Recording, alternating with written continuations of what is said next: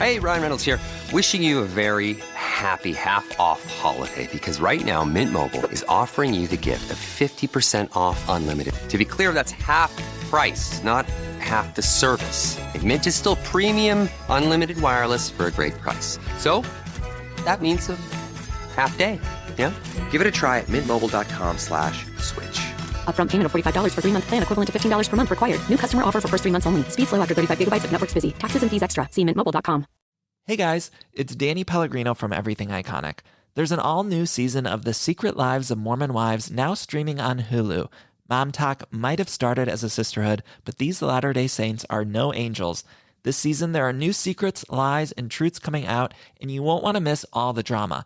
Watch the new season of the Hulu original, The Secret Lives of Mormon Wives, streaming on Hulu and Hulu on Disney Plus for bundle subscribers. Terms apply.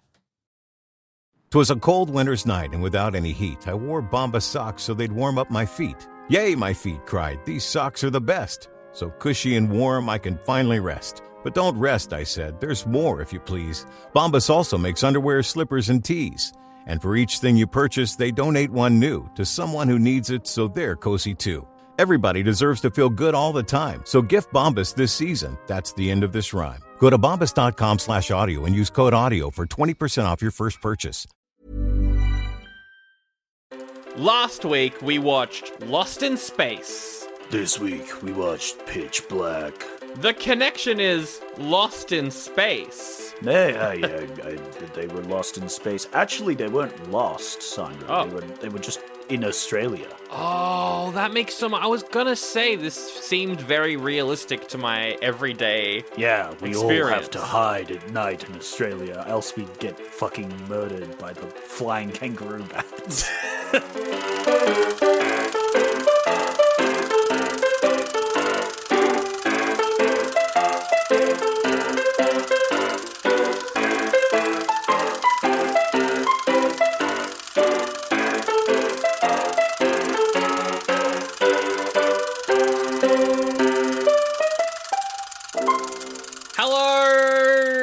Welcome to Oldie but a Goodie, a podcast where we talk movies. Who's we? Why, I'm Sandro, and my co-host is Zach. Vin Diesel. Oh, I'm sorry, it's Vin Diesel. now. It's He's Vin literally Diesel. Me.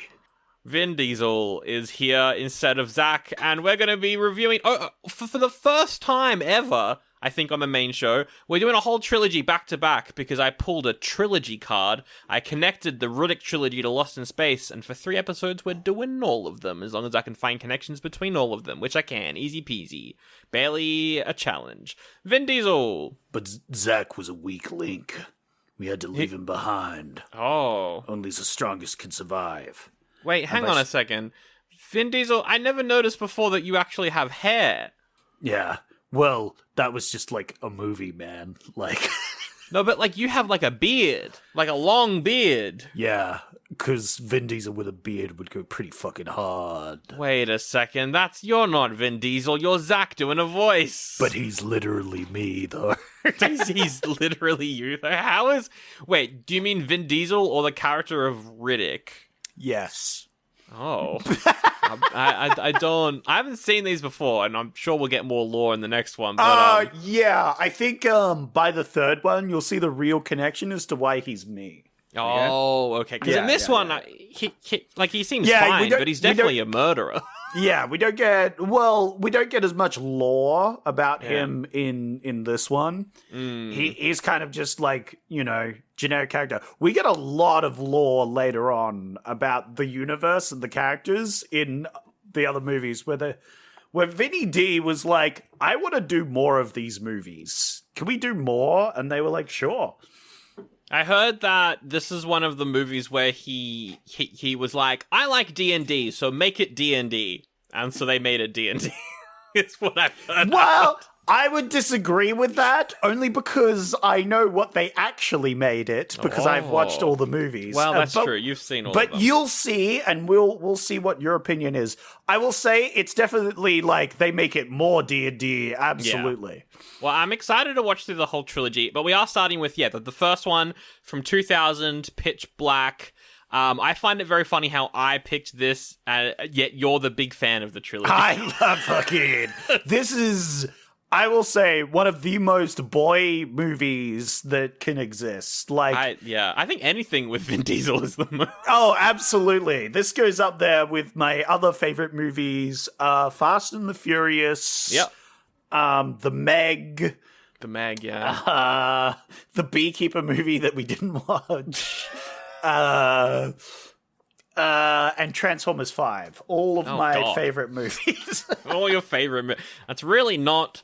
My hopes are now low for the trilogy if you're comparing it to Transformers the Last Night or whatever the fuck it was called. Yikes. It was a bad movie, actually. We need to review that movie at some point because I keep referencing it because it might be one of the moments where I've actually, like, in real life crashed out about a movie. Yeah, we saw that together, I think, with our friend Joshua. Yeah, and I remember we got kebabs afterwards and we just actually talked angrily about the movie for like 2 hours in a tiny kebab place.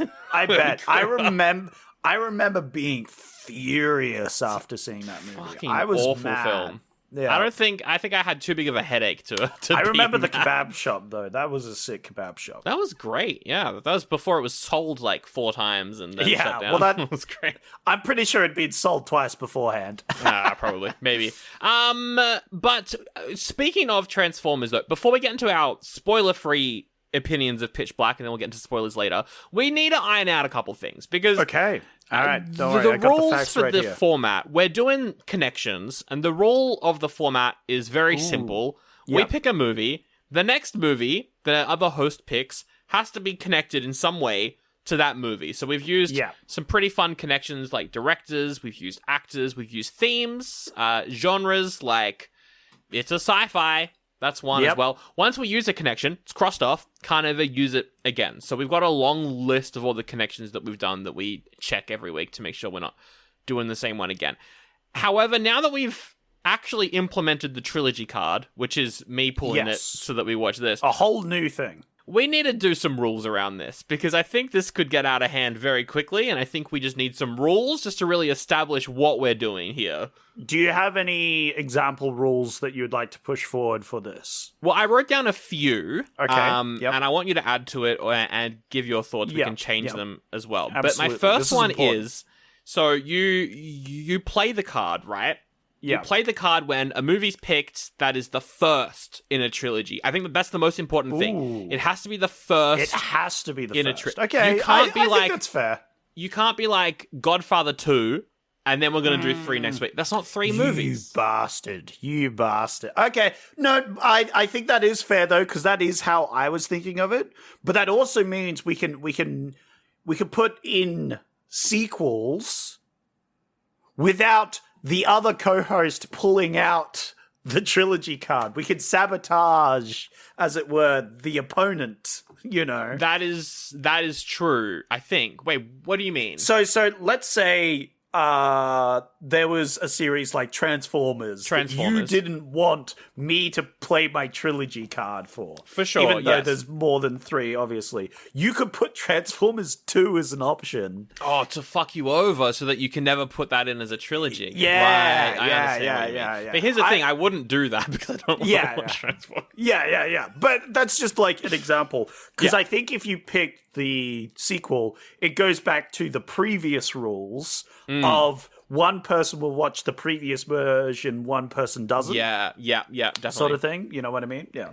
And I'm like, eventually we will do Godfather 2. I want to do obviously. like the Hannibal sequel as well. There's a bunch of sequels Absolutely. that I personally would love to do. But we can do those manually. We don't have to play trilogy cards. They can't be trilogy cards. However, and I bring this up because this is a question. What if it's a franchise that has multiple movies? For example, can I pick... We've already done Predator on the podcast, right? Okay. Can I pick Predator 2, pull a trilogy card, now we've got to watch 2, 3, and 4? Ooh, that is tricky. I don't know if... That is tricky, because that would apply to Transformers as well.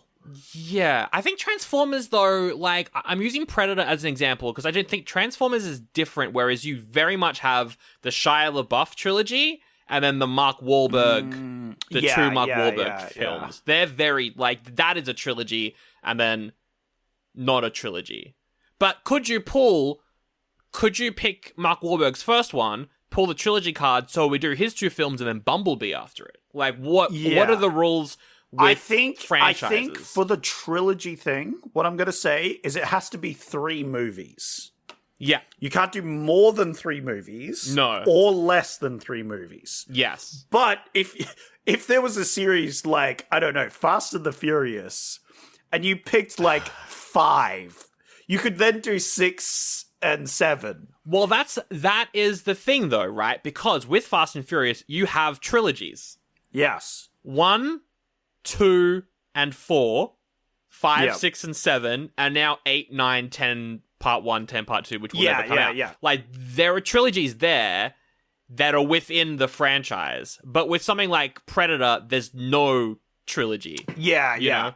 I think it's a case-by-case basis, but if there are, like, different arcs that are trilogies and other things, I think, for example, you said it there, right? 1, 2, and 4. I think you can pick that if it's, like, a clear story arc. But also, we've already done 1. So then do we just do 2, 3, 4? We just put 3 in there? Why not? A little interlude? Yeah, I mean that in that case, yes, probably. But obviously that's like a slight different situation. But again, I think it has to go to a case-by-case basis. Yes, for sure. I agree with you. Other examples I had is like movies that are considered a trilogy. The original Pirates of the Caribbean trilogy, 1, 2, 3, but then 4, 5 aren't a part of that. They're their own thing. Yeah. Technically, even though there's the same cast members, we've got the trilogy and then like the other ones. It's the same with like The Matrix. It's 1, 2, 3, but not 4. Same with Jason Bourne, 1, 2, 3, not 4 and 5.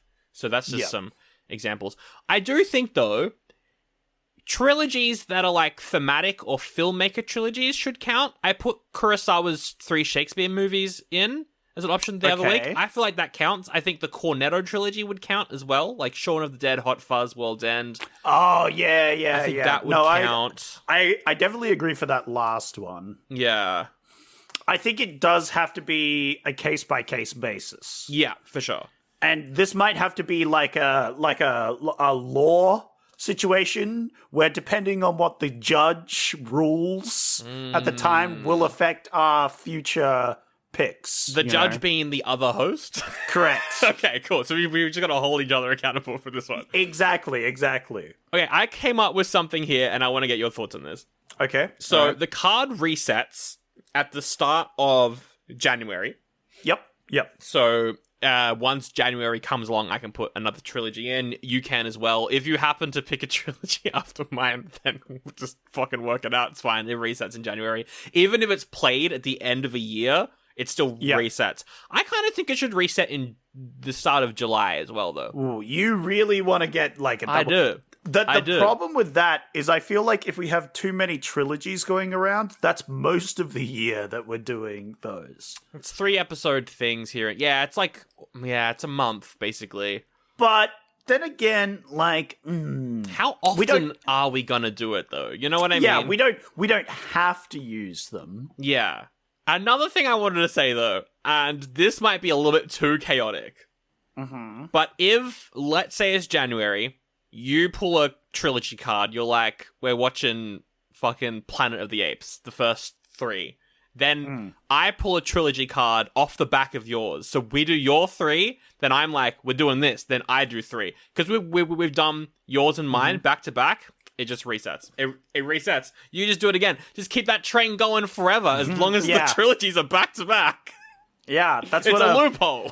That's what I'm worried about. That's why the laws are being set in here, because I as much as I like to do trilogies and other things, it will mean that we lose that essence of going back and forth each week, jumping to things. We will, yeah. This is why the laws have to be in place. I think that one's maybe a bit too silly. Maybe it should just reset every 6 months. Well, look, I'll concede you could have your card back in the middle of the year. I think you could have it.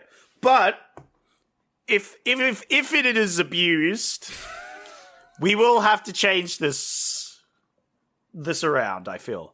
I feel like unless you somehow manage to have all your options 1 a week be a trilogy, For the most part, it's been one option out of 4 every week as a trilogy. So, like, I think we should be okay. You think I can't do it, Sandro? You think I can't do it? Well, the thing is, after the Riddick episode, the second movie, if you pick a trilogy, the second movie has to be a Christmas movie because it falls in our Christmas episode. And there's 0 Christmas shit, you could trilogies? do Die Hard, couldn't you? Oh yeah, I can. You know my opinions on that one. Didn't you think of know that. full well. Anyway, just some thoughts. I think it'll be good. I don't think we do that back-to-back resets one, but I think every 6 months it resets. Oh yeah.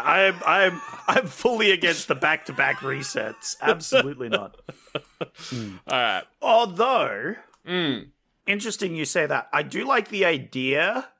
Rather than it resetting at a time frame, it resets when the other we each have a trilogy card. Oh, but and it swaps back and forth. We can only use it.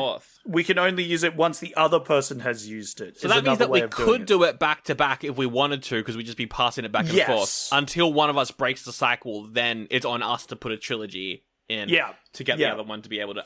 I like that. Another way. Let's of do doing that.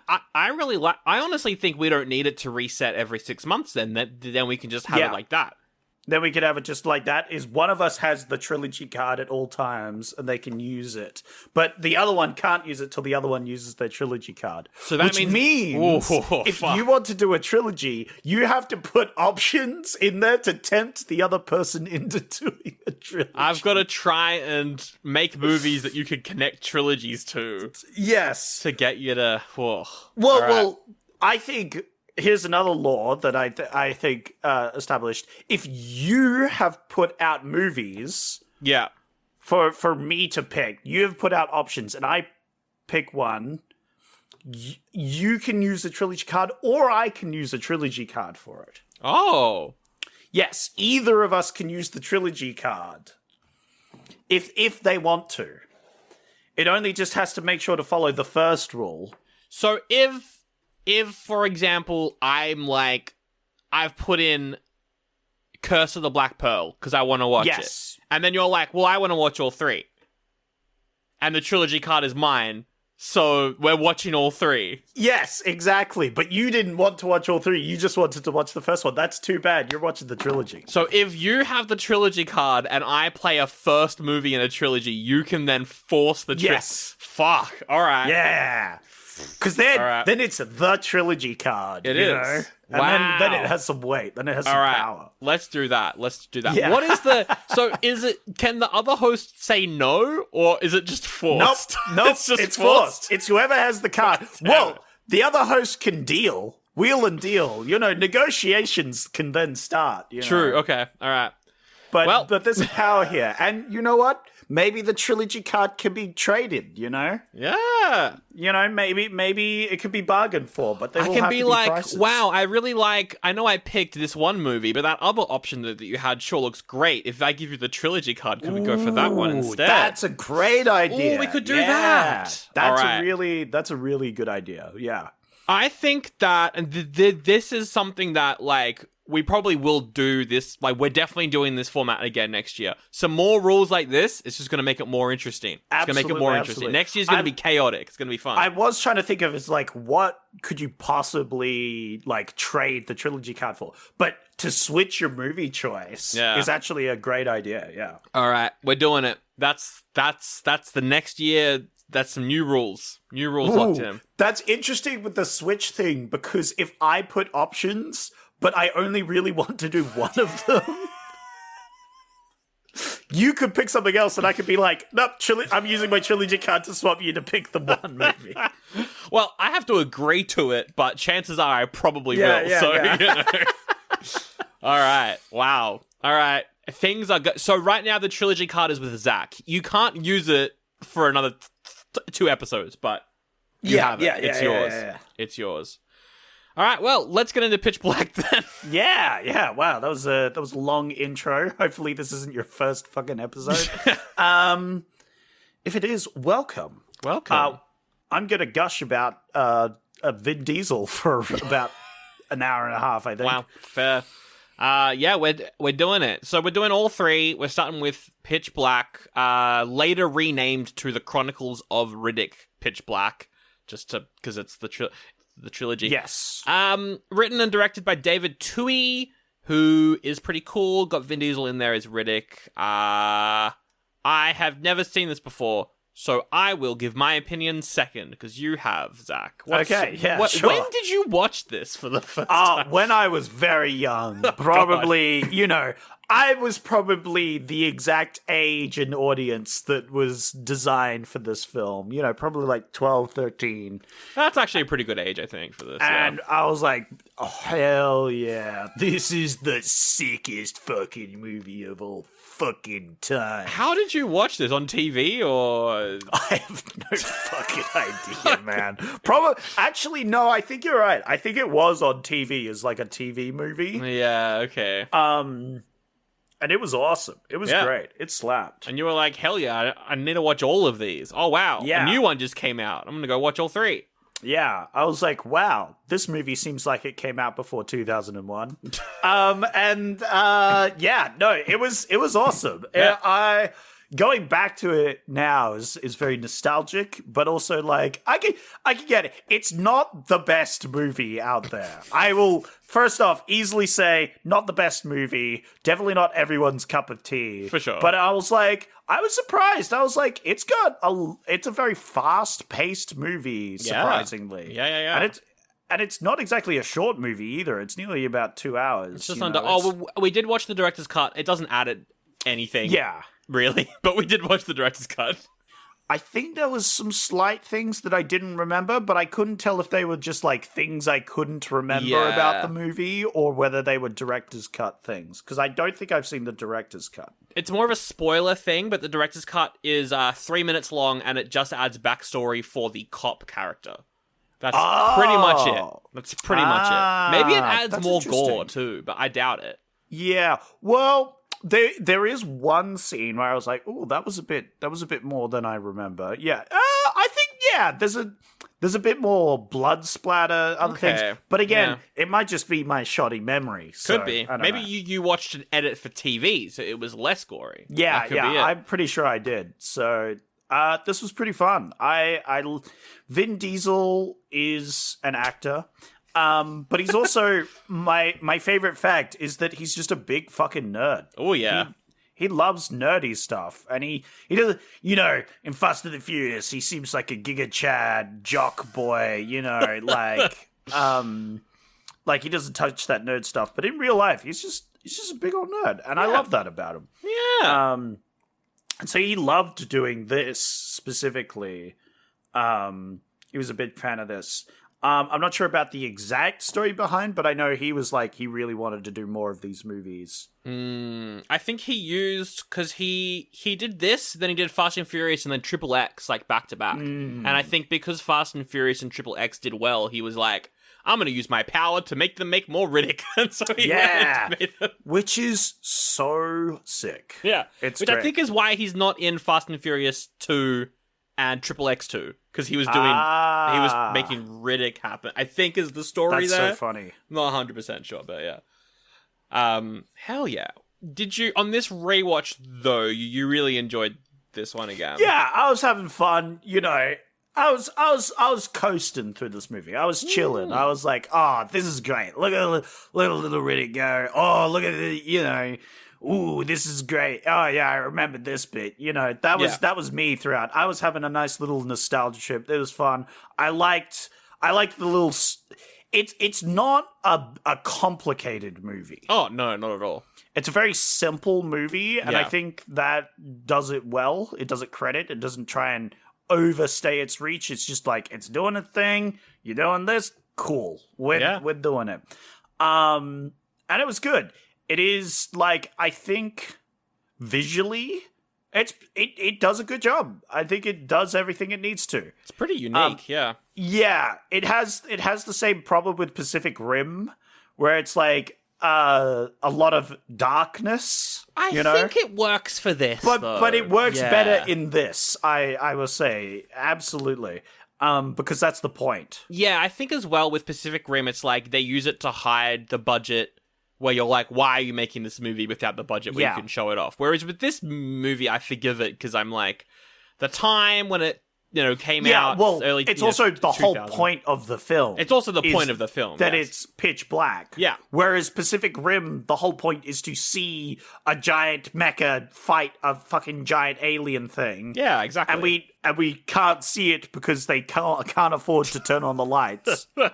I like the first one though. It's still fun. Oh yeah, I loved it. Yeah, cool. All right, hell yeah. Well, I hadn't seen these before.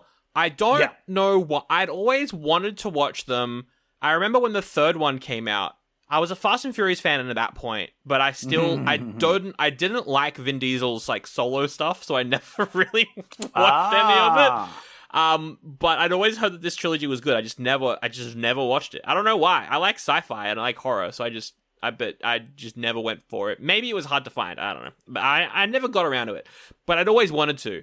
And I gotta say, first watching this movie, not knowing much about it, just going in blind, aside from, I know what Riddick looks like. That's all. Yeah. I didn't even know why he wears goggles. I don't know what was. I had no idea. So going into it blind, Zach, I kind of fucking love this movie. Oh, yeah. It's pretty fucking good. It's like... It's just fun. I don't know. It's just really fun, and it is very unique. It reminded me a lot of like that like early 2000s experimental sort of stuff, like Saw. It's got weird editing that is just really unique to that time period, and the visuals are really cool. There's some stuff near the end, plot-wise, where I'm like, why are you doing that? But we'll get to that in spoilers. Okay, that's the only issue I had with it, though. Aside from that, I thought it was all fantastic. I love this. I love this stuff. Yeah. That's awesome. I'm happy to hear that. Yeah, the eye thing is interesting because it's like the only bit of Riddick lore that we get in this film. Yeah. Because this isn't a Riddick film. Yeah. It's its own film that they turned into. But that's the like one tidbit of lore we get in this film, and it is fun. It is a great little tidbit of lore. Yeah, that is the one bit that you got. Oh, I can't wait till the next film. I'm excited. Well, the next film is fun. Yeah, because this movie originally started. I was like doing a little bit of digging into it. It was originally written by the Wheat brothers, Ken and Jim Wheat, who wrote and directed the Ewoks sequel, the one that we haven't seen. We've done the first one, haven't done the second one. Oh, should have used my trilogy card on that one. Oh, well, there's only one of them. There's only one more left. I would count the Christmas Star Wars movie in that trilogy. Just put all those three. I do want to do it.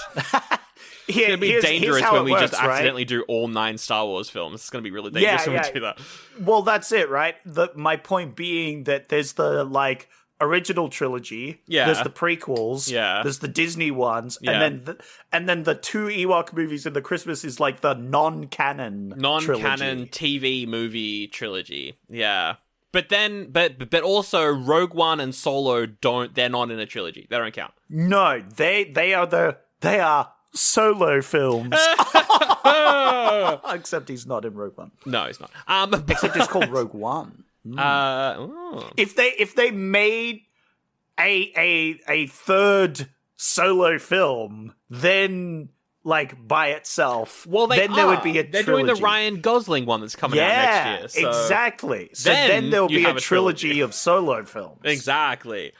But yeah, I think they also wrote Elm Street 4. So they wrote a version of this movie where they're on a planet, but there's ghosts. There's ghosts in the darkness, killer ghosts. Then the director of this movie, who also like wrote and directed all of the Riddick films, which is really cool. That's something I like, is that he's done all of them. And he's doing, spoiler alert, there's a new one out next year.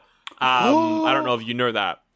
Pog? Pretty Pog. I did not know it all. I'm so excited. Holy shit. I'm building with excitement because of 3. Because 3's crazy. I'm excited for 3. Oh my god. He wrote an early version of Alien 3, which is the prison one. I think that was maybe like he wrote The an early prison version. one, you say? Yeah, he wrote an early version of that I wonder one. if he used any of that script on any of the other movies. Well, he that's might the thing. do. Is he wrote a version of that was scrapped, but while he was writing that, people were like, have a look at this for like inspiration. One of them was the original Pitch Black script, and he was like, oh, Yeah. my script for Alien just got thrown out. What if I take some of that, take some of Pitch Black, rewrite it a little bit, make my own thing, Ooh, and then he made this, which yeah. I think that's why I like this movie, is because it feels cheap and creator driven, and it's experimenting with like just some really cool things. It also reminded me of 2 Doctor Who episodes, so that also helped. Yeah. Oh, yeah. Let me see. The one where they're in the library with those shadow things? That's a third one from the other 2 I Damn was it. thinking about, but that is Okay. a good one as well. Yeah. Yeah, okay. What other ones? What were the episodes? There's Midnight, which is they're on the bus and it's the ice planet, and that one kind of reminded me of this, but definitely I'll give you that, sure. Planet of the Dead, which was a bus crashes on the spider planet. That one. I've seen once. Yeah. Never rewatched that one. Yeah, no, I see it. I see the vision. Yeah. Anyway, let's just rate it and jump into spoilers. I think honestly, if you like Alien, but you want it to be if you're a fan of Alien and like people trapped in a location that's eventually going to kill them, that kind of vibe. Ooh. Like, you've got people discovering that where they are is dangerous and then trying to survive the place. If you like movies like Alien, Yeah. but you want it to be more of an action film, Yeah. even if you don't like Vin Diesel, still watch this, I think. I honestly would recommend this might be his best movie. Now, I don't know if you recall, but last week I made a joke, which was the way you improve the Alien movie is by changing the gender of the main character to male. Yeah. That's essentially this film. Oh, it's gone back. It's changed Ripley back to a man. Yeah. But yeah, look, that's a funny joke. I think he's not the best actor. He's got a good on-screen presence though. And I think that this movie plays into that so well, where it's like he's not a great actor, but he's just he's so badass in this. I don't know. I think it works really well. I think it's cool. I think, look, I recommend it. It's also got some good gore, good stuff. Couple of issues that I have at the end, but we'll get into that in spoilers. So we'll talk about it later. It's a goodie from me. How about you? Oh, I'm giving it an oldie. This was a piece of shit. I fucking had. Nah, I'm kidding, of course. I'm kidding, of course. Although there's definitely a lot of criticisms to be had. Yeah. I definitely know that the critics were a bit more negative than the audience. Not as much as I remembered by looking at the Rotten Tomatoes scores. 59% from the critics. Yeah, to 77 for the audience. That's not that bad, Which honestly. is not bad, not bad. But I remember, I don't know if it was different at the time, but it did kind of get a little boo. I recalled it getting kind of boo-booed when it came out. And then I watched it and I was like, this is great. Because I think it has that cheesy factor that we like. We like a bit of cheese, you know. And this movie, it doesn't pull its punch. It hams it up a bit, you know. It's like it embraces it, you know. It doesn't shy away from it. It's the sort of cheese where it's like self-aware cheese, but not playing into it too much. It's like just enough where the movie's like, when we know, guys. We know it's a little bit. We know what we're doing. All right. I think we're here to enjoy a film. I think that's the perfect amount, honestly. Yeah, so I'll give it a goodie. Yeah. Absolutely. Hell yeah, 2 goodies for Pitch Black. Will that stay for the trilogy? Ooh, I don't know. We'll find out. I want to get this right here. What are your predictions for my ratings for the next two? Oh, that's going to be difficult because I know mine are probably just going to be goody. Okay. But that's because I know the films that I watch it. I think you're probably gonna give the next 2 goodies. Okay. But I don't know. I think it only gets better from here. Wow. But that's from my perspective, and I can't tell you why. I can't, it's spoiler. Everything I can say is spoilers. Okay. But I think you're gonna like the next couple of films. Okay. I think you're gonna enjoy them. I'm scared of the next one. I'm just scared of it. I think because the budget's so much higher that I'm just scared of it. I'm like, yeah. I think No, I think the budget, they do well with them. I think they do well with the budget. Okay. I don't know. I cannot remember yet. I'm not sure whether you might not like 3. You might not like 2. I don't know. It's possible that you dislike one of the 2. I think you'll at least like one of them for sure. You might not like the other one, but it could be either or. I'm not sure. All right. We'll see how we go. But I'm pretty sure we're on the same wavelength. We like our cheesy sci-fi sort of things. I'm pretty sure you're going to be into this. All right. I'm looking forward to it. Well, let's see if you're into some taglines. Ooh, let's go. Fight evil with evil. Stupid. Shaky side thumb. Shaky side thumb. That's fair. A lot of these are kind of like twists on the same, so just get used to hearing the same thing over and over again. There's a new reason to be afraid of the dark. I'll give it a thumbs up. I like that one a bit better. Hell yeah. Don't be afraid of the dark. Be afraid of what's in the dark. I said that one last week. The points. Yeah, be afraid of what's in the dark. I did like that one last week. Didn't I give that a point? I think you did. Yeah. Be afraid of what's in the dark. It's pretty cool. Because it's a dude with glowy eyes. I'll give it a thumbs up, sure. Okay. Sure. Are you afraid of the dark? You will be. Thumbs down. That's dumb. I hate that. How about a very simple one? Okay. It's getting dark.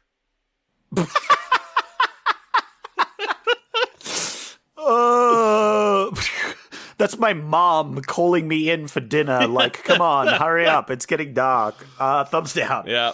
There's only one rule. Stay in the light. Ooh. Interesting. Yeah. I'll give it a thumbs up. Not bad. Thumbs up. Yeah. That one's interesting. That one is like the one that goes, I'm like, ooh, what does that mean? Yeah, you know what I mean? For sure. And the final one, a new species of terror. Yeah. I'll give it a shaky side thumb. Yeah. Like I like it's very cheesy, which I guess suits this film. That's you know true, what I mean? Actually. No, that's true. Yeah. An all-new season of The Secret Lives of Mormon Wives is now streaming on Hulu. Mom Talk started as a sisterhood, and that's gone to flames. New secrets and lies are coming out. This is going to be catastrophic. We're fighting for our marriages, and the girls are just putting us through hell. They make everything about themselves. I can't. Hopefully, this doesn't end in a bloodbath. Watch the Hulu original, The Secret Lives of Mormon Wives, now streaming on Hulu and Hulu on Disney Plus for bundle subscribers. Terms apply. Hey, Ryan Reynolds here, wishing you a very happy half-off holiday because right now Mint Mobile is offering you the gift of 50% off unlimited. To be clear, that's half price, not half the service. And Mint is still premium unlimited wireless for a great price. So that means a half day, yeah? Give it a try at mintmobile.com/switch. Upfront payment of $45 for 3-month plan equivalent to $15 per month required. New customer offer for first 3 months only. Speed slow after 35 gigabytes if network's busy. Taxes and fees extra. See mintmobile.com.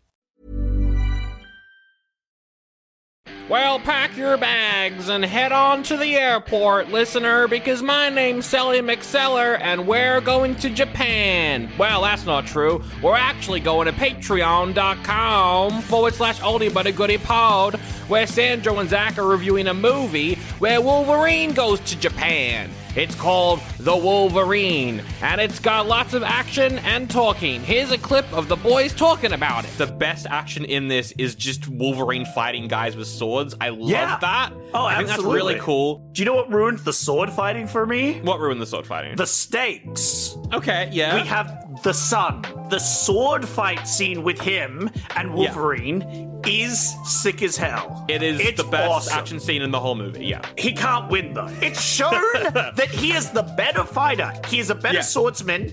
He chops Wolverine in half. Wolverine just goes, okay, next. You know what? This is a pretty fair criticism. They're really at the deep end of the X-Men franchise now, right on the tipping point of time travel. But first they have to get through the Wolverine. He's in Japan. He's got swords out of his hands, and he's using them to fight people with swords that they hold in their hands. Patreon.com/Oldie Buddy Goodie Pout. We can get that episode right now. You can also get all the other X-Men reviews, Nicolas Cage reviews, and ad-free episodes too. If you never want to listen to this promo ever again, patreon.com/Oldie Buddy Goodie Pout. Alright, spoilers. We're gonna spoil Pitch Black. The plot is very simple, but there's stuff to talk about in it. So we'll get into it, Zach. I was not sure what to expect when the movie starts off with Riddick's opening monologue. Specifically, I wrote down the first parts of dialogue of the movie because I was so unsure as to what was gonna come. Where he's like, "They say half your brain shuts down while in hypersleep. Oh, but the primitive side, the animal side. No wonder I'm still awake." It's like, what? No. Oh, yeah. I don't think we've mentioned it yet, but this film can get pretty edgy. Pretty edgy. This film's pretty edgy. I forgot to mention that earlier, but this is an edgy-ass film. I think that's one of the reasons why I find this so amusing is it's extremely edgy at some points. It is. I think itself, like that line with the context of the rest of the movie, because Riddick's just a bit of a troll. Yeah. He's just a bit of a, well, this movie was filmed in Australia, so I'll say it. He's a bit of a larrikin, mate. Ooh, bit of a larrikin? Yeah. I'm going to say it. There is a couple of scenes in the next movies where that continues. Okay, good. He's glad. He's a bit of a larrikin. He's a bit of a larrikin, absolutely. He's just having a bloody laugh at everyone's expense. Yeah. Like that scene where they like kill a dude and then he like falls over and then you just see in the background Riddick sitting in the chair that the guy was sitting in and just drinks some of the guy's drink. Or the time that the guy drops his wine bottle and Riddick picks it up and then just drinks it in front of him. Skulls the rest of it. What a larrikin. So, the plot of the movie, anyway, we see that Riddick is in cryosleep prison. Yes. On a ship that's just like a regular, like, transport vessel, transporting people from one planet to another. Which is odd, Sandra. Why is that odd? Isn't that weird? Why is that weird? Well, why would you be transporting a prisoner on a regular-ass, I don't know. Common ship? Yeah. I don't know. The cop guy has a badge, so there's no reason not to believe him. Well, yeah. But, I mean, we're in the spoiler section, Sandra. We can say it. I'm just wondering what you think about that. I didn't even think about it. Yeah. I was like, well, it seems like it's the cheap option. This seems like the Tiger Airlines of space travel. So yes. This is the Jetstar. If they need to take a dangerous prisoner from one prison to another, then why not chuck him on a civilian flight if you can lock him up? Absolutely. And it does work for the future movies, I'll say. Oh, really? It makes sense. Yeah. It's not like fully connected, but it's just like, yeah, that makes sense. Okay. I know there's side material. I don't know if there's a prequel to this to explain why he's there, but No. It's not a prequel. It's just kind of like why there is a mercenary, like his lore. There's a reason why there's a mercenary trying to like hunt him and take him in. Okay.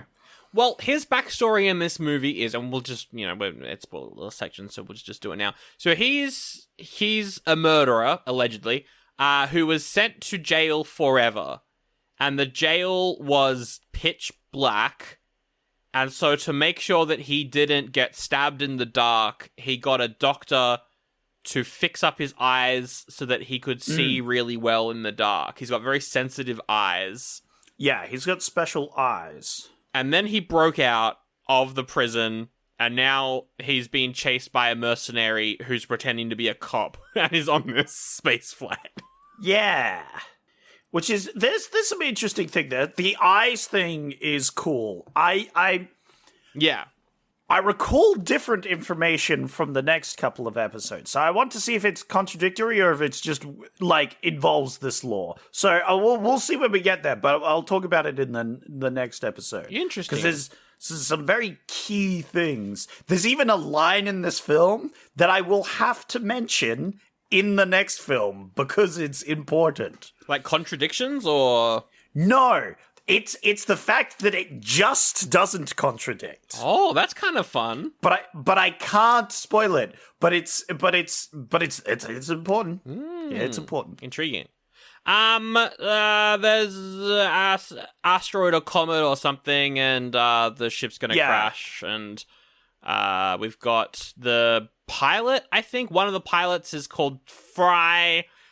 She's the only one who survives the crash landing. She's gonna kill all the passengers. Yeah, everyone else, including the Vin Diesel, just die, and that's the end of the movie. Yeah, everyone dies.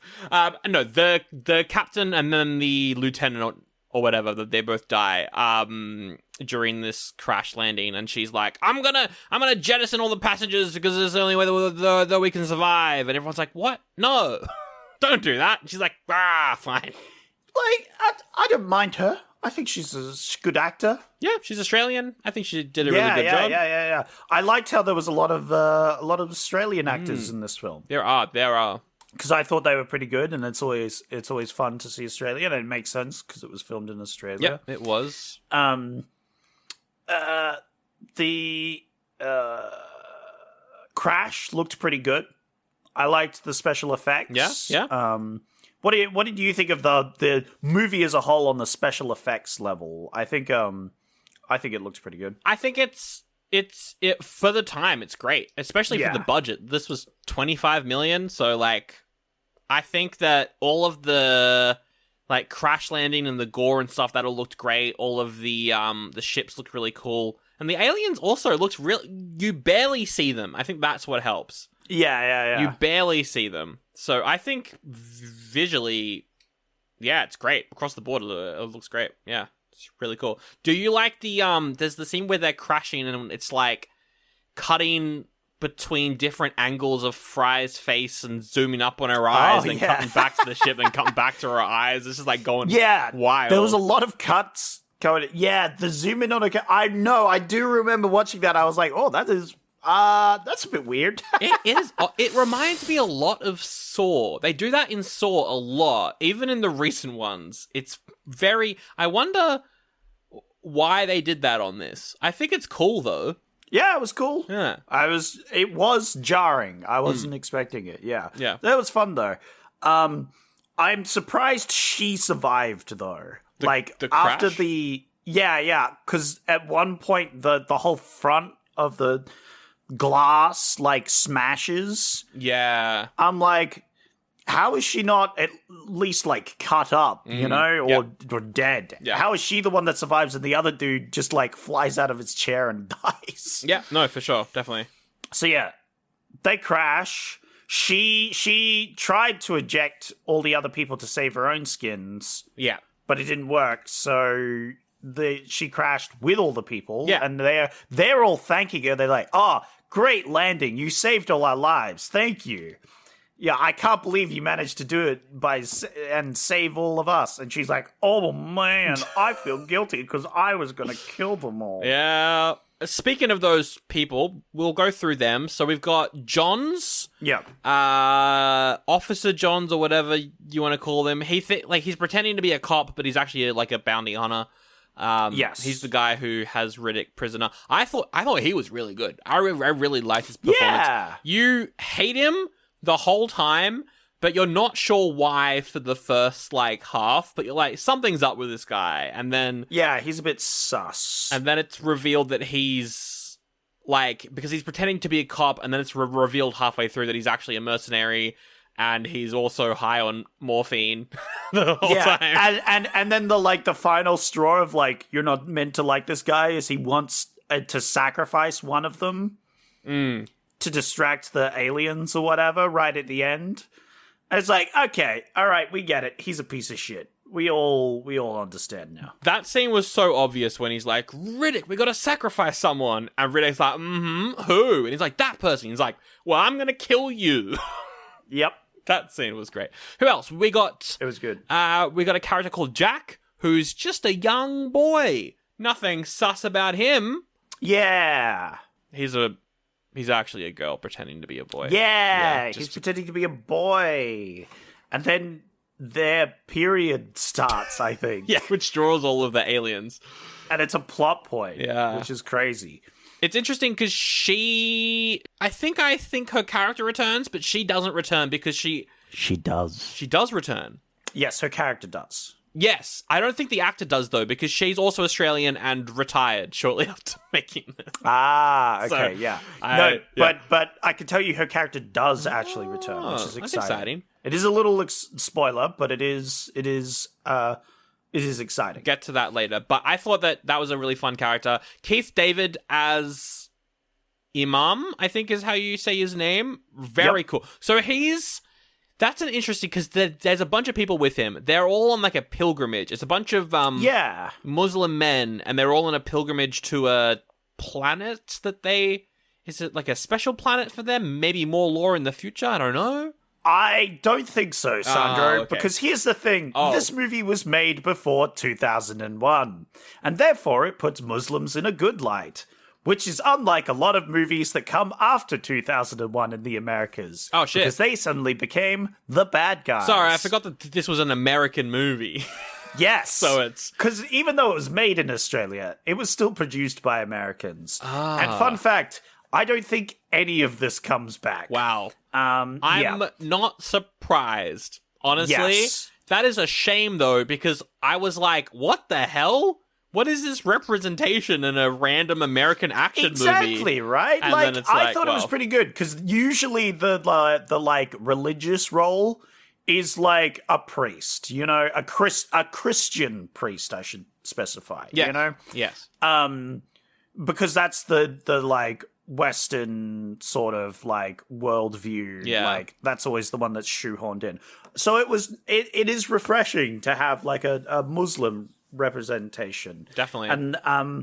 And he's like the you know, religious sort of head in this, you know, trying to keep morale up with faith. And I thought that was really awesome. And I really appreciated it in this film. And I thought they handled it pretty well. I think they handled it pretty well as well. I also love his performance. Keith David is amazing in anything, even if it's like a voice role in fucking Mass Effect. But yeah, no, he's cool.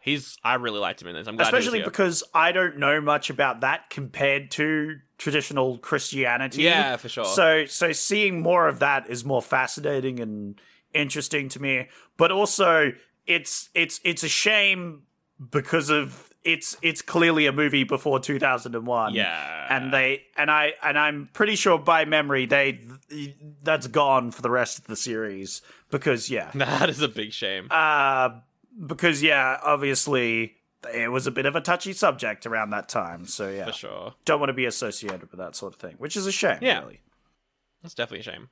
Who else is in this? Oh, I liked the character of Paris, who's the antiques dealer. Yeah, he's the also antiques Australian, dealer. but he's doing, I think, a British accent. He's good. He's really funny. I liked him. He's really funny. He might be my favorite character of this movie. Yeah. Because he's an antique dealer, but he's also like smuggling booze, possibly. Yeah. Which is quite. I am in my canon lore. He was smuggling booze as well. Like he's got side hustles because an antique dealer might not be the most profitable. That's true. Thing. Yeah, he's also got like old weapons, like old Earth weapons. Yeah. I want to know what the lore is of Earth. I hope we get more of that in the future. Well, France exists. Yeah, because he says I want to go to France. So also he's named after Paris. Yes. So France exists in this because that's well established in this.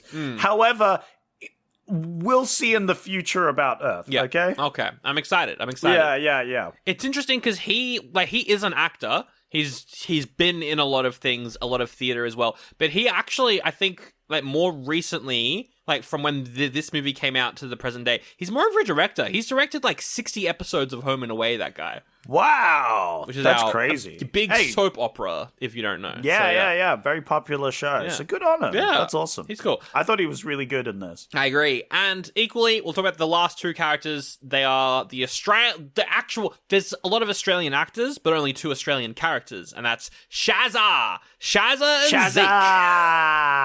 Shazza! I love Shazza. She's so great. Shazza's played by Claudia Black from Stargate. Yeah. I loved Probably it. my second favorite character. Oh shit, she's Morrigan in Dragon Age. What the fuck? There you go. Wow. What? That's crazy. She's Chloe from Uncharted as well, the Australian one. Oh my god. What the hell? Oh my god, she's everywhere. She's done everything. I didn't know that was her. What the fuck? Anyway, she's great. I didn't know she was my goth mummy girlfriend. I know, right? In Dragon Age. I was like, oh man, I've romanced you so many times. Yeah. That must be a fun thing for like Baldur's Gate voice actors, people coming up to them in the line being like, I fucked your character so many times. Yeah. That'd be fun as a voice actor, I feel. You'd be like... I don't know. At PAX a couple years ago, Mark Mia was there, who's the voice of male Shepard in Mass Effect. I think it might be weirder to be like, I fucked as your character so many times. What's the weirder that's one? An interesting debate. What's the weirder one to interesting say? debate.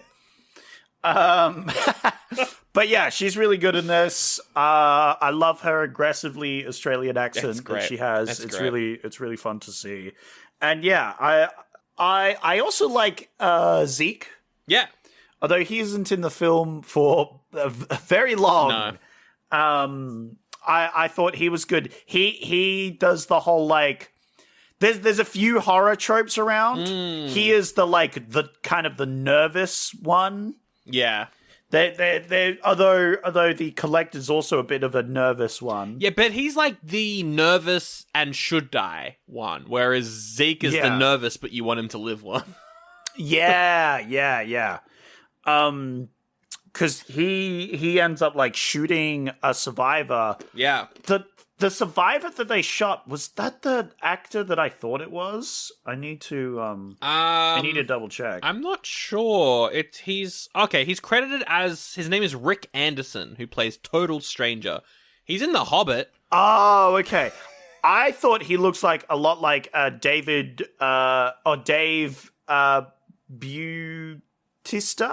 Oh, Dave Bautista. Yeah. Bautista. Yeah.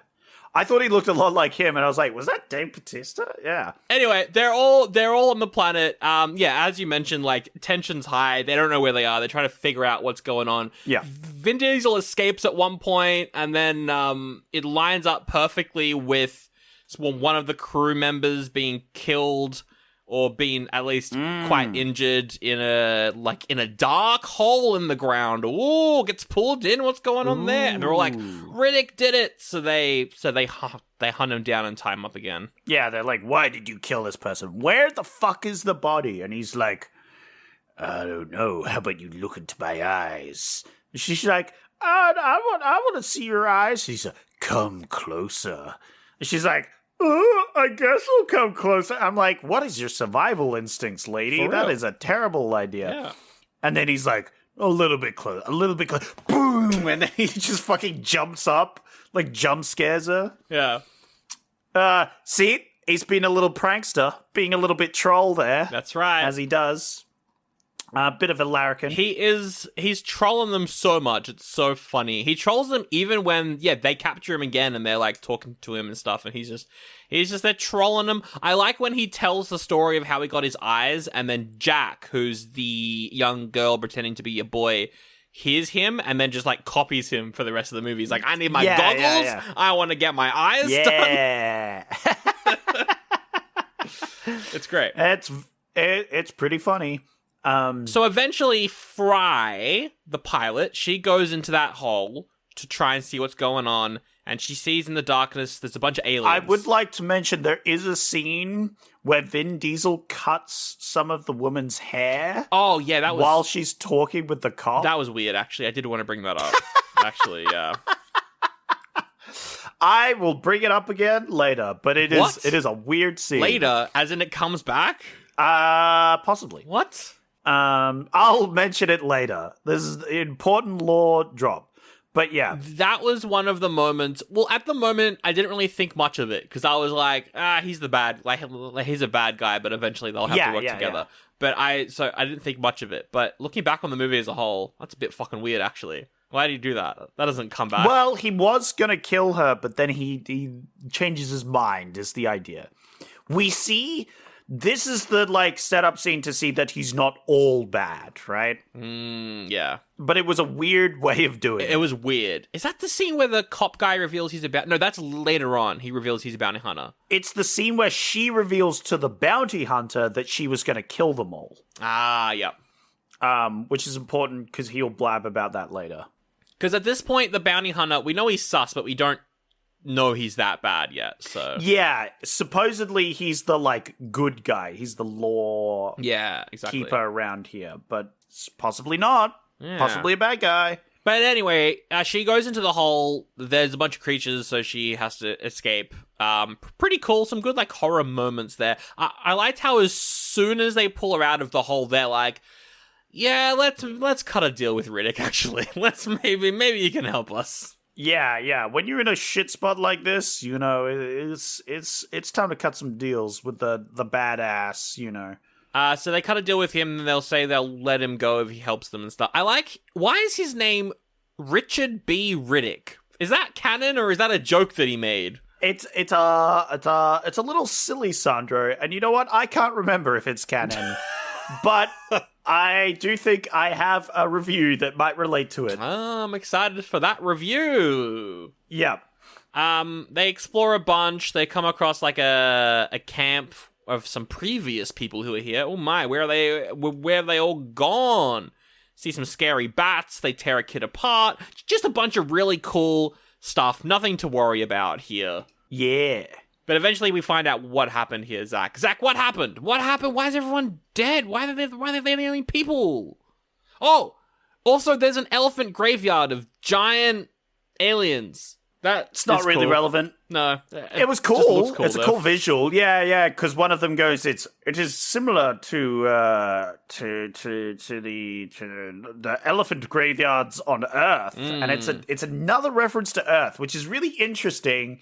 And because I can't remember how much Earth is relevant to the later movies. Yeah. Anyway, so she gets yanked out of the hole before she dies. She climbs up a tube and gets yanked out and all that. Yeah. Then it's revealed that there are these aliens in the caves, in the dark. Oh no. And they find the remnants of a research center. Of fucking geologists. They're fucking everywhere, geologists. They're in your fucking walls, examining your rocks. They're stealing your rocks. They're little rock goblins, you geologists. Yep, they are. And one of the things they have, which is a very convenient plot piece, I will say. It's a very convenient and I would say slightly contrived pieces, is they have a model of the solar system. Yeah. It is very cool that they have it, but it shows that, like, they have geology, they have rocks and stuff that have been dated, and the last time they were dated was exactly 22 years ago on the day. Yeah. And they have a solar system, a model solar system, and as they turn the solar system for 22 years previously or whatever, it shows that all the planets line up and all the suns, because this place has like 3 suns, I think. Yeah, so there's the sun, there's 2 suns that are yellow. When the screen's yellow, it's 2 suns, and then when the screen's blue, it's the other sun. Yes. Yeah. So there's 3 suns. Yeah, I did like the blue effects that one of the suns had on the area when that one was up. I thought that was really cool that they had this like 3-sun thing going, so there was different visuals and other things. Yeah. So, yeah, there's a point in which all the suns line up and it's a big eclipse. Yes. Well, it lines up with a planet as well, I think. Yeah. Yeah. There's like a planet with some like Saturn rings that blocks all the suns, so that they're in eclipse and it turns pitch black. Oh my god. And we know for a fact that these aliens only hide in the darkness. Yeah. So what does that mean? They're gonna come out and kill everyone. Yeah. So we find out through the movie that it turns dark every 22 years, and once it does, all these aliens come out and they fucking kill everything. Which is pretty cool as a concept. Yeah. I think that's pretty cool. I thought that was good. I want to talk about that as well. I liked how, like, in the daytime, it's so overexposed. Like, the yellow is so bright, and then when you're in the blue sun filter, that's also, like, really bright, and it just looks really cool. It looks kind of cheap, but in a good way. I don't know. I really liked it. Did you like how all that stuff looked? Because then when we get into the night stuff, it looks more like a real movie, but... Yeah, no, that's what I was drawing at first. I was confused at first with the blue. I thought it was maybe we were looking through Riddick's eyes or something. Yeah. But then I was like, oh no, it's one of the suns. So, yeah. It's fun. I liked it. We do eventually see through Riddick's eyes, and that's pink. Yeah, so, very different. And very, very important that he can see, because obviously if it's going to turn all black and you can see in the dark, that's going to be useful. They're like, oh, we really do need you, actually. Yeah, and of course that's why he has these goggles on most of the time, is because he has like essentially night vision goggles as eyes. Yeah. So if he didn't have the like filters, he would blind himself. Yeah. Did you like his eyes? Did you like his eye effects? I think they looked pretty cool. I liked them. Did you like it when you viewed through his eyes? Yeah. Reminded me of other movies where you do that, like Predator and shit. But this time it's a person. It's very Predator-esque. Yeah, no, it's cool. Like it's cool. I liked as well when we see through the creature as well. That was really cool. It's like a black and white sound sort of. That one's fun as well. Although I think there's like shots where like people look like they're pulling faces that are really weird. Really? I didn't notice that. there was one right at the end. I think it's because like it's supposed to show that Vin Diesel is like fighting it, right? And so he's making a face where he's like being scratched. He's like ah. But because you can't see what's going on because it's using its vision, you just see his face and it's all staticky and it's like ah. And I was like, what the fuck is happening? For real. Just a bunch of tension really within the group that we don't need to go too much into. We find out that Johns is a mercenary and that he's addicted to morphine, and everyone's like, "Fuck you." Yeah, and well, particularly the girl, because she like trusts him, and then she's like, "Hang on a second, you're kind of a piece of shit." Yeah, and I think he's also, like, he has morphine because of a scar that Riddick gave him, so he uses morphine to dull that pain. Yeah. That's all in the director's cut. That's, like, the only thing it really adds in terms of the plot, is that part there. Yeah, that explanation. I did like that he is, like... Hey guys, it's Danny Pellegrino from Everything Iconic. There's an all-new season of The Secret Lives of Mormon Wives now streaming on Hulu. Mom Talk might have started as a sisterhood, but these Latter-day Saints are no angels. This season, there are new secrets, lies, and truths coming out, and you won't want to miss all the drama. Watch the new season of the Hulu original, The Secret Lives of Mormon Wives, streaming on Hulu and Hulu on Disney Plus for bundle subscribers. Terms apply. Hey, Ryan Reynolds here, wishing you a very happy half-off holiday, because right now Mint Mobile is offering you the gift of 50% off unlimited. To be clear, that's half price, not half the service. Like, Mint is still premium unlimited wireless for a great price. So that means a half day, yeah? Give it a try at mintmobile.com/switch. Upfront payment of $45 for 3-month plan, equivalent to $15 per month required. New customer offer for first 3 months only. Speed slow after 35 gigabytes if network's busy. Taxes and fees extra. See mintmobile.com. Making a trade with Riddick. He's like, you help us and we'll pretend that you died. Yeah. But he he's like actively planning to betray him. Yep. And the girl's on it, but the girl's less into it, and she's like, maybe I kind of don't want to do that. Maybe that's kind of a dick move. Yeah, for real. Yeah. So anyway, they scout the town, and one of the kids like goes into one of the buildings, and it's nice and dark in that building. And what's in the building? It's a bunch of aliens, spats, space bats. Space bats, and they fucking murder the kid. They murder him. Yeah, that's how everyone died, was they locked themselves in this room because they thought that it would be safe from the outside, but because there's a well in the middle of the room, the aliens just came up through the well and killed them all. So that's why everyone died. They came through like the basement or whatever, yeah. That was pretty cool. Which is unfortunate. That was quite cool. But yeah, it's revealed, they all died from the aliens that way when it turns dark. And then, of course, they all go outside. And it's like, oh no, the kid died. Man, that sucks. And then everybody's like, oh shit, it's now starting to become dark outside. I loved the eclipse scene because we see the planet on the horizon. Yeah. All of the visuals of this are fucking sick, but that in particular, I was like, hell yeah. Yeah. Do you know what Riddick really appreciates? What does he really appreciate? When a whole bunch of alien bat demon things turn into a big old swarm. Yeah. Because he's like, beautiful. It looked that way. Like, it's dusk, all of the alien bats fly out of these, like, tree things that lead into an underground system or something. It's fucking sick. And it looked great. It looked really cool. That's the scene where Shazza dies too, I think. So she gets killed by that initial swarm of bats. Yeah. Because everybody has to like duck onto the ground while they're like swooping, and she makes a break for it. So I don't know if you noticed, but she gets split in half. She does, yes. Yeah. And like half of her is like carried with them, and she's still screaming. Yeah. It's like, whoa, that's fucking brutal. This movie doesn't hold back on the death. It's pretty fucking brutal pretty much all through it. Because we see one of the survivors, he got shot and like blood sprays everywhere. Yeah. The guy gets grabbed into the hole. That's pretty graphic. The kid, we don't see his death, but we come across his body, which is just like a shredded skeleton at that stage. Absolutely torn apart. Yeah. Fucking hell. Yeah. So yeah, they hide out in one of the storage things from the ship that crashed because they've headed back there.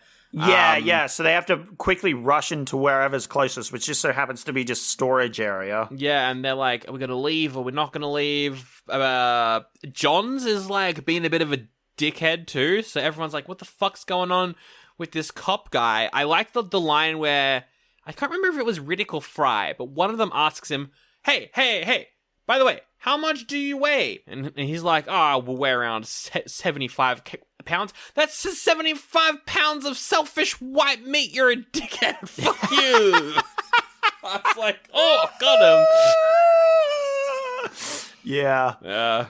Because I think he was particularly unsupportive of the plan they come up with. Yes. Which is they learn through one of the other kids dying that the aliens like burn up in the sunlight. Yeah, they do. Or burn up in light in general. Yeah. They're like essentially allergic to light. I'm not sure how that works or how that evolves. That was a really cool effect, and I appreciate that they had a practical... it's like bubble. Yeah, they had like a practical alien there for that, where bubbles and shit. It was really cool. Yeah, so then they're like, so they can't get past light. They are averse to light. So if we cover ourselves in fucking giant tube glow stick, like we've gone to a really fancy, expensive rave. Yep.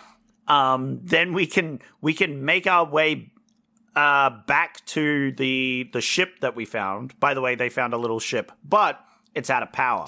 That's why they've gone back to their old ship to get the power to the new ship. So that's why they're not at the new ship when it gets dark, because they have to go get the power cores. Yeah. So yeah. But because they're stuck in this little container, they still haven't got the power cores. So they need to go back to the ship, grab the power cores, and then track their way back to the site all the time while they have limited, like, power to power their lights. Yeah. But they have a few extra things. They have all the bottles of, like, alcohol that smuggler / antique guy has brought. He's like, yeah, we can light those on fire for a bit, which is pretty good. It's pretty good. I really appreciated that about this movie is how simple everything is. We need the power cores to get there, put them in and go.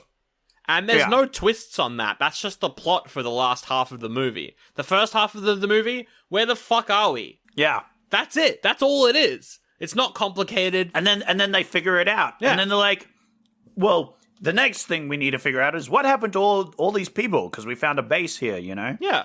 Oh, that's what happened. Great. There's no... It's not Rebel Moon, where everything takes fucking 3 hours, every step, and there's all these twists, and it's none of that, which I really appreciated. Yeah, well, I think the main thing is, like, it drives the plot forward, is them figuring these things out. It's like a step. We're going up the stairs of the story, and each step is, like, them figuring out something. Yeah, exactly. And it's good. It's not... There's not a mystery so much as just, like, what's happening and what we need to do next. Yeah. So that was all quite good. Yeah, so they run out into the dark they head with off. their lights. That looks really cool as well. I liked it. I love them, like, all tethered to this machine that was just like a glow stick generator thing with, like, kind of like fairy light things that they've wrapped around their body. Like, they're just glow stick tubes that they've wrapped around their body. It looked very silly. It was very funny. I liked it. But it made sense. Yeah, they're going to get these power cubes, but also, like, you could see the aliens kind of, like, circling them. That was all of the visuals there was great, especially the scene which happens now where the antique guy gets scared. So he, like, runs off and he's like, oh, yeah, he has a panic attack. I'm gonna die now. Yeah, he kind of fucks them. He does classic horror thing of, like, one guy panics and ruins the plan. Ruins everything. Because he breaks the machine that's generating all the glow stick power when he runs off, because they're all kind of connected to it via, like, light rope. Yeah. And so when he pulls on it, he pulls the whole thing over and it breaks. Exactly.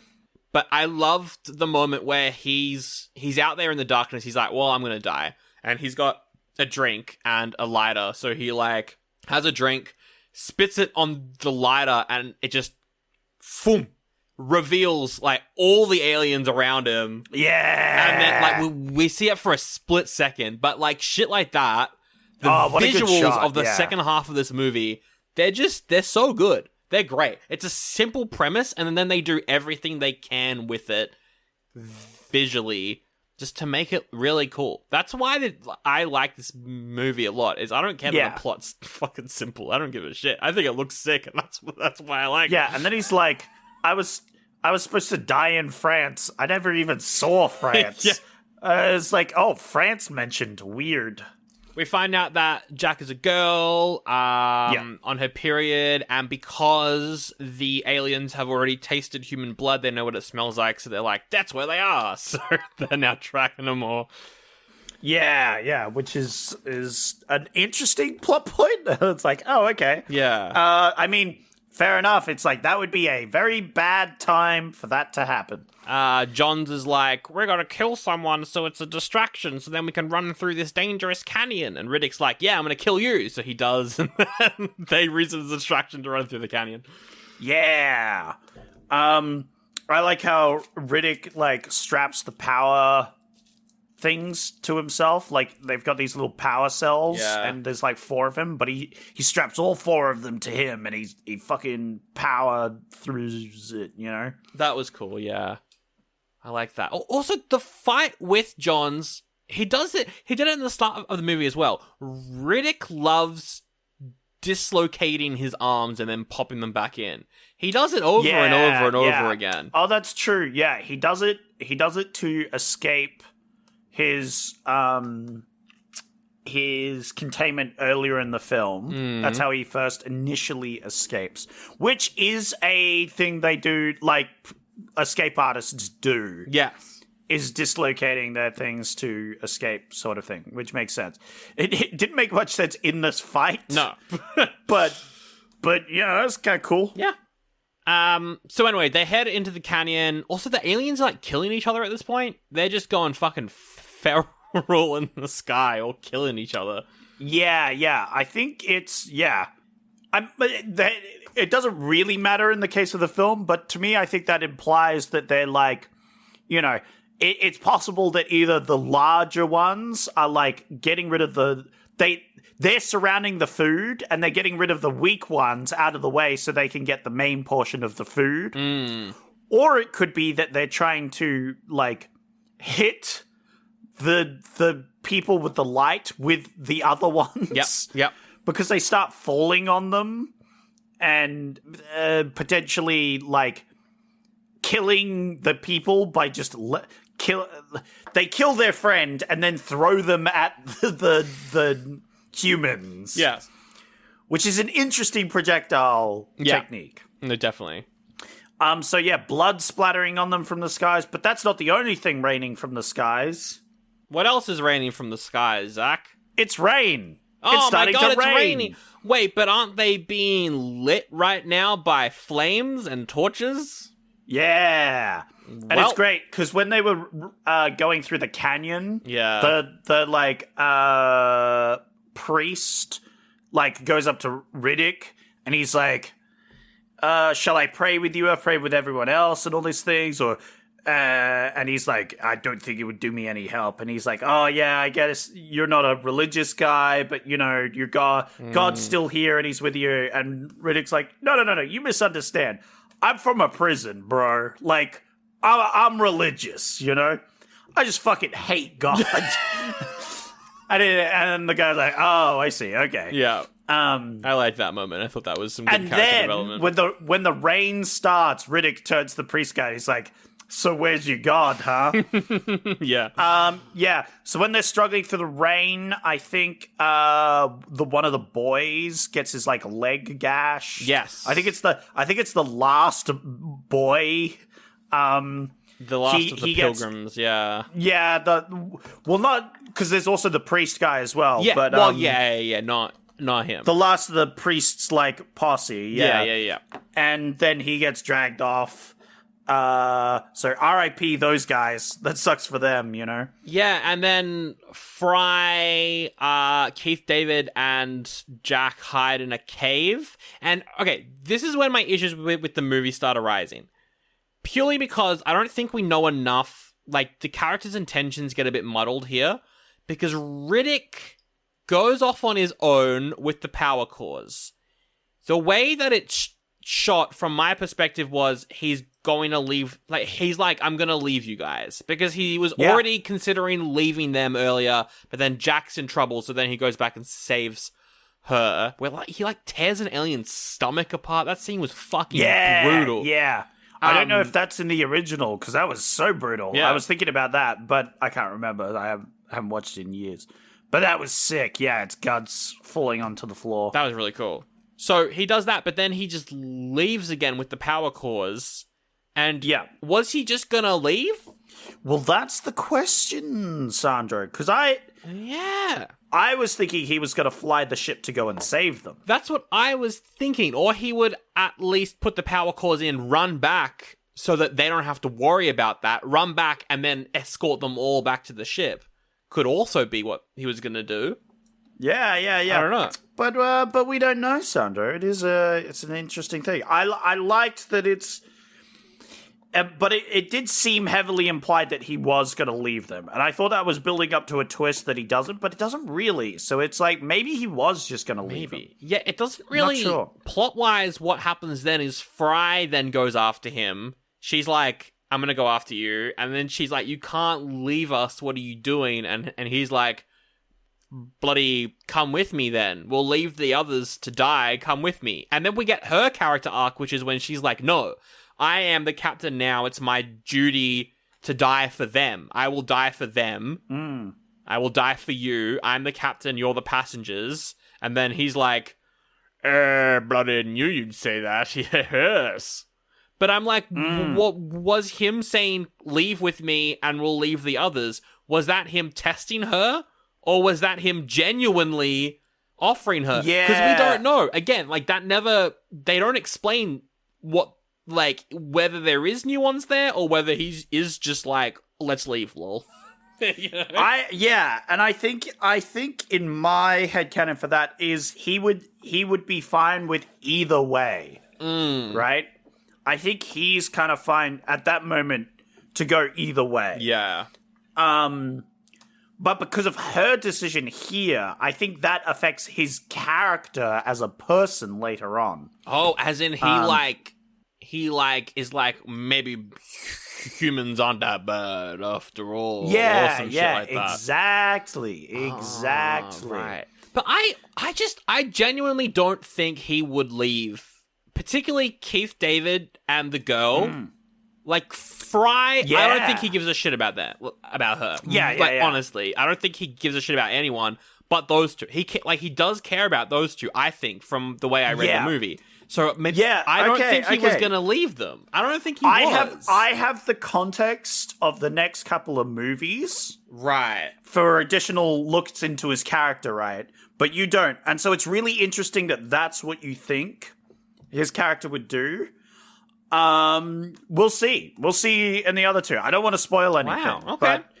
But I think that's really interesting that you pick up that from these scenes. That might just be because they are a bit more ambiguous. I think that might just be because it's an American movie starring an action star, so he's always going to be, the good guy. But Well, we'll see in the next couple of movies, and then you can I'd like you to make note of that. I'm like, oh, that's an interesting take. Yeah, and I think that will make sense with the other movies. For this one, though, I was a bit like, what is the writing here? It's a little bit... Yeah. It's not even like... I'm fine with it being ambiguous, but it didn't feel ambiguous. It just felt like we were missing stuff. So that's... that's my only real problem with the movie, is that I'm like, what's going on here? The movie... Yeah, I think this... could have been tweaked slightly to be more obviously ambiguous or obviously committed to one or the other. Yeah. But yeah, I definitely thought it was a little jarring as a young lad. But yeah, no, I still enjoyed it. Yeah, they have a struggle to get everyone back to the ship. There is a whole thing of So Riddick puts them in a cave, right? Yes. He puts a rock in front of their cave, and they're like, is Riddick just leaving us to die here? And that's what we've been talking about. But inside the cave, they, run out of light, and then they find glowworms. Yes. Which is really funny. But they don't discover the glowworms till after their light goes out. Mm-hmm. Which implies to me that the glowworms, only start glowing once the light goes out. Oh, I didn't think about that. Unless maybe they absorb the light or something. I guess that makes sense as well. But I just thought it was and then they start picking them off the walls and they put them in the bottles. So now they have glow sticks again. The glow bottles. I just thought that maybe the bugs might just, why wouldn't they just turn off again? You know what I mean? Yeah. But, I guess it doesn't really matter. They make a run for the ship. Riddick gets caught by a couple of aliens. Yes. Earlier in the film, he examined one of the skulls and discovered they had a blind spot. Yeah, right in the middle. And he uses it on one of the aliens here, which is a sick scene. I liked the scene a lot. It was fun. This whole action scene, honestly. It's raining, it's dark, they barely have any light. Yeah, no, it's sick. It's really, really cool. Yeah, so when an alien appears, instead of running away, he runs right up to it. Yeah. And then, moves with its head movements to keep himself in the blind spot, which is great. But then another alien shows up behind him, and he's like, well, fuck. Kind of ruins his plan. Yeah. And then he gets fucked up as well. He gets fucked up. Fry is on the ship with the other two, and they're all like, let's leave. We gotta leave Riddick. And she's like, no, I die for my passengers. I'm the captain. And all that shit. And it's like, well, now her stories come completely around. Because what does she do? She goes and dies so that Riddick can escape. No! And he's like, he's like, he said earlier, you can die for everyone but me or something. Yeah. And then she dies for him, and he's like, not for me. Which is fucked up. It's pretty dark. Yeah, it's like, oh, you feel that, you know? For real. Not for me. And he's so angry that he gets back to the ship. He delays takeoff for a bit. He makes a bit of noise. The ship gets surrounded by aliens. He leaves it. And then he fucking fries them with the jets. Yeah. He turns on all the lights. And then he's like, wait a minute, I'll turn them off. Yeah. And then all the aliens are swarming the ship. They're starting to claw at the ship. You're like, what is he doing? And he's like, can't leave without saying goodnight. Yeah, a little one-liner there. And then, he fires up the engine and fries a bunch of aliens as they leave. And they manage to escape the planet. Yeah, they manage to escape. And they're like, what do we say when we come across people? And he's like, tell them Riddick died on the planet. Yeah. Hell yeah. And that's the end of the film. It's so simple. Yeah. So simple, so straightforward. I like it. It's after last week's fucking time travel mess, this is exactly what I wanted. Fucking hell, yeah. Can't wait till the fourth fucking Riddick movie where they add time travel. They wouldn't do that. Oh, I hope not, at least. Well. Oh, no. No. You know something but I don't. Well, in any franchise you can add time travel, Sandro. That's it's true. just that simple. I can't wait for it to be in The Godfather. An all-new season of The Secret Lives of Mormon Wives is now streaming on Hulu. Mom Talk started as a sisterhood, and that's gone to flames. New secrets and lies are coming out. This is going to be catastrophic. We're fighting for our marriages, and the girls are just putting us through hell. They make everything about themselves. I can't. Hopefully this doesn't end in a bloodbath. Watch the Hulu original, The Secret Lives of Mormon Wives, now streaming on Hulu and Hulu on Disney Plus for bundle subscribers. Terms apply. Hey, it's Mark Marin from WTF here to let you know that this podcast is brought to you by Progressive Insurance. And I'm sure the reason you're listening to this podcast right now is because you chose it. Well, choose Progressive's Name Your Price tool, and you could find insurance options that fit your budget, so you can pick the best one for your situation. Who doesn't like choice? Try it at Progressive.com. And now, some legal info. Progressive Casualty Insurance Company and Affiliates. Price and coverage match limited by state law. Not available in all states.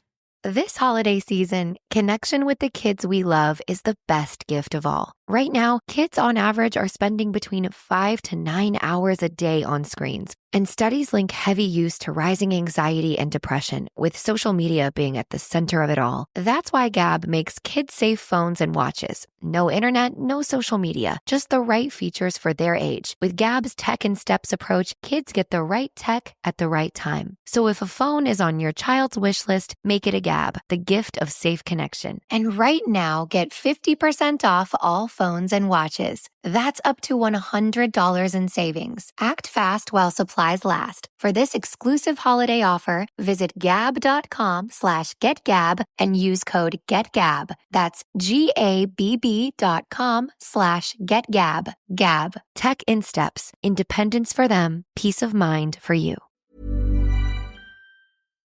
All right, Sandro, it's time for Raving Rumble. Ooh. It's the part of the show where I get reviews from the best review site and the worst review site. Best and worst. Oh, would that be I forget what it's called, but it's the site where parents go and rate things and if it's appropriate for their kids. That site? Yes, and the best... and the feet rating site. Yeah, that one. Yeah. No, actually, it's Rotten Tomatoes and Letterboxd. Oh, so I like those sites. I'm going to get a bunch of user reviews because, as we all know, critics are corporate shills, and none of their opinions matter. Nope. But the audience is where you can find the real truth of the matter. Yeah. So I've gotten a bunch of reviews of them. You have to guess what they rated this movie. Okay. Based on their review. The reviews go from rating it 0.5 to 5 out of 5. But it's also letterboxed. But I'm guessing you haven't included no rating in that. No, I don't take no rating reviews because I don't believe in people who can't decide. I don't believe in people that just say some words. That's fair. I believe in seeing stars on my screen. I need the number to tell me if you thought it was good or not. Okay, sure. Why not? And you need to tell me what number they thought it was. Yeah, all right. Maybe one day I'll pull a little prank, because of course on Letterboxd there's also hearts. But I haven't included those yet. Maybe in the future. Yep. Yeah, I've got a couple. I've got some reviews. One of the reviews is my review. What is your review? Why? That's crazy. You're gonna have to guess that as well. Are you ready? No, but let's do it anyway. Correct answer. All right. They're normal usernames. I've changed all the usernames to make it harder for Sandro to guess which site they're from. Yeah. All right. The first review is by Dominic, who says, I can't believe I liked Vin Diesel in a movie. This has to be a first. Whoa, Dominic Toretto. That's a good review. The rating is family, but I think in terms of a star rating, I'm going to go 3.5. Ooh, it was actually 4.5. That's very high. Yeah, 4.5. I'm going to go Rotten Tomatoes for that. Just gives me, just initially. Not really too sure yet, though. Just writing it down. Brian says, I would rather die to a flying hammerhead bat than listen to Vin Diesel hit on a woman. That's fair. He did flirt with her once, and I was uncomfortable for that whole scene. I was like, ugh. And I will say, and this is what I was talking about, alluding to earlier. But yeah, that whole scene was very awkward. Yeah. You know what? I agree with that. That might be a bit more negative. That might be a 3 point. Oh, that could be a 3. I'm going to go 3. That was a 4 out of 5. Oh, also positive. 4 out of 5. This is crazy. Very positive. Very positive. Also, neither of them give me vibes on either site at the moment. Ah, okay. Well, maybe the next one might give you some hints. It's by Hobbs. And Shaw. No. Just Hobbs. Oh, just Hobbs. When I saw the name Pitch Black, I thought it would be good, but when I watched it, I could see things on screen. That's a Letterboxd, and that's got to be, is it a joke rating, or is it just the review? What a question, Sandro. This is good. I'm going to go 2.5 out on a limb, but I'm not going to be surprised if it's 4 again. It's 0.5. Oh, shit. They committed to the whole, I could see things on screen. That's not Pitch Black. That's very funny.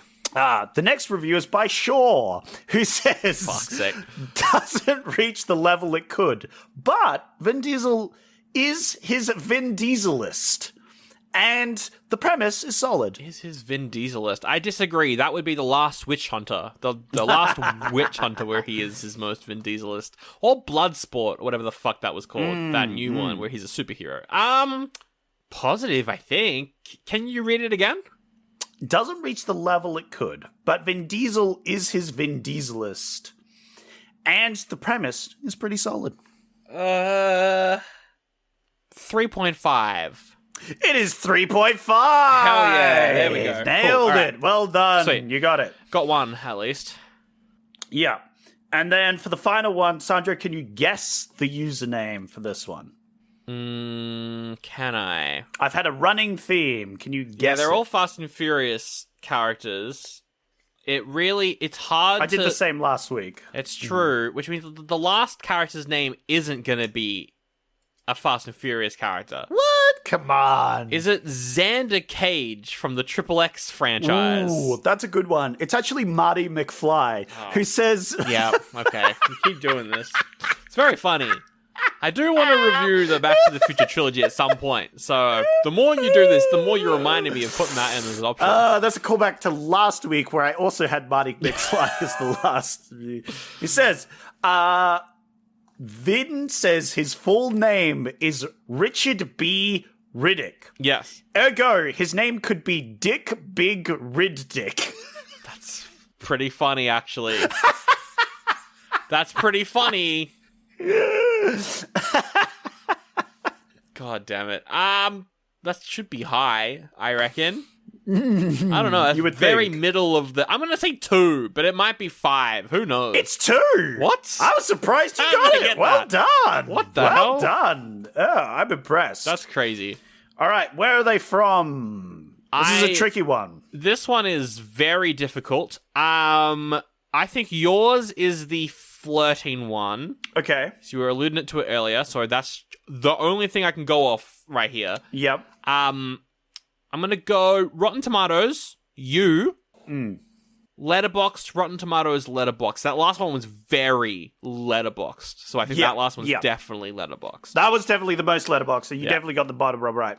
The first one was Letterboxd, though. Okay. It was Letterboxd. Okay. The floating one was mine, and I started talking about it a bit too soon, I think. I think I gave it away. But the reason I mentioned that specifically is because online there's an interview Vin Diesel has with a woman, and there's like some cut footage of that got released, which is him flirting with her, and it's I remember that. Unbelievably awkward, and it might be some of the most awkward things I've ever seen. Actually, I remember that. Real life Vin Diesel, bit of a goofball, bit of a goofy guy. I remember that. Oh dear. That's why I mentioned it earlier. That's why I said I alluded to it earlier, but I still gave it away a bit too early. So you got it. Then it went Rotten Tomatoes. Yep. Which I think you got. Yep. And then it was Rotten Tomatoes again, which you didn't get because you put that one as a letterbox. Yeah, okay. But then you got the last one the right. final one was Letterboxd. Wow, that was a very so good... Yeah. That was a hard one, actually. Yeah, that was a hard really one. There was some good reviews for this one. The Pitch Black and the Vin Dieselists were good Rotten Tomatoes ones. I was happy with that. They're very good. I think because the people who would watch this and then review it would be a bit of a jokester. I don't think you're doing this one as like a serious They're a bit of review. larrikins themselves, yeah, exactly. You know? All right, well, there we go. That's the episode. Thanks so much for listening to our first review in the Riddick saga. If you like the show, be sure to hit that subscribe bell, that notification bell, because we'll be doing the next one next week, Zach. Oh. Yeah.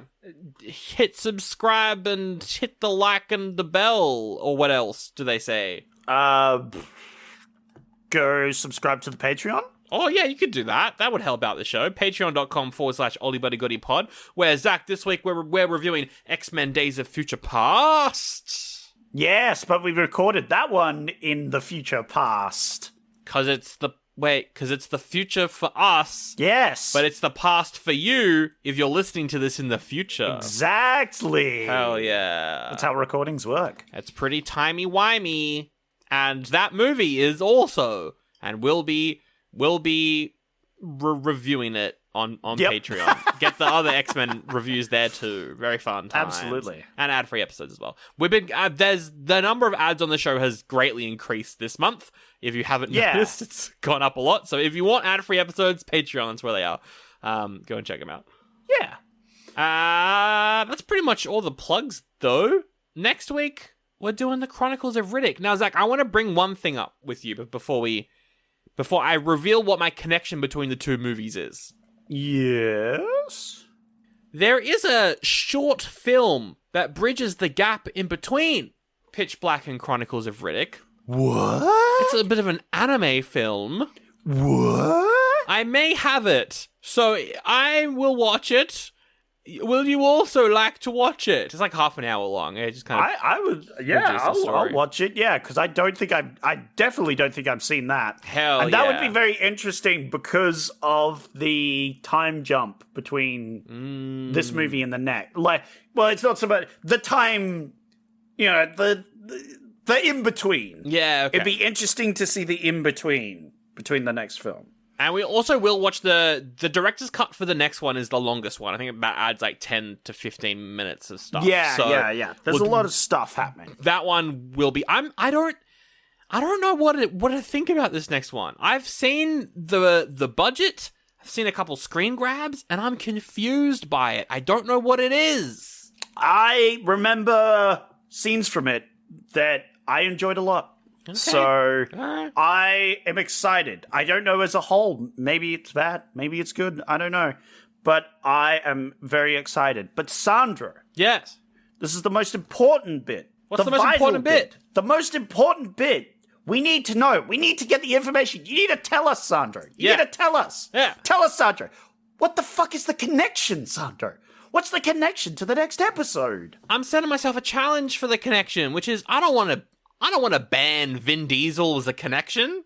So I don't want to use him. I don't want to ban the director, just in case he's got other good stuff out there. I don't want to use him in this trilogy. I don't want to use any people as connections.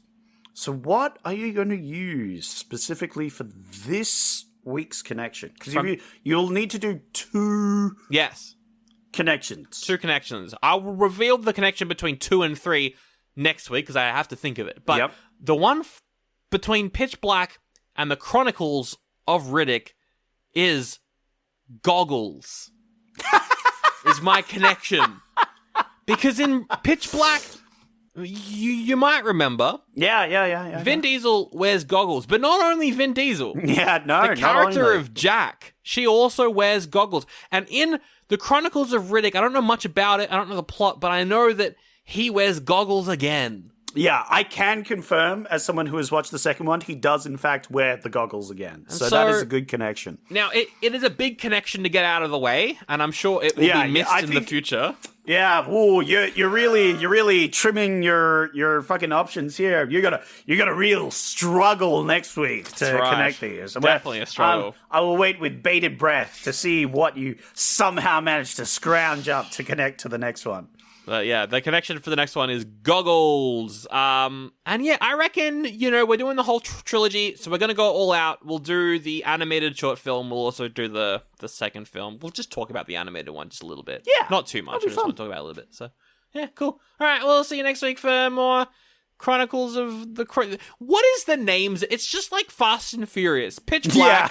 Chronicles of Riddick. Yeah. Well, you see, Sandro, the thing about the names is,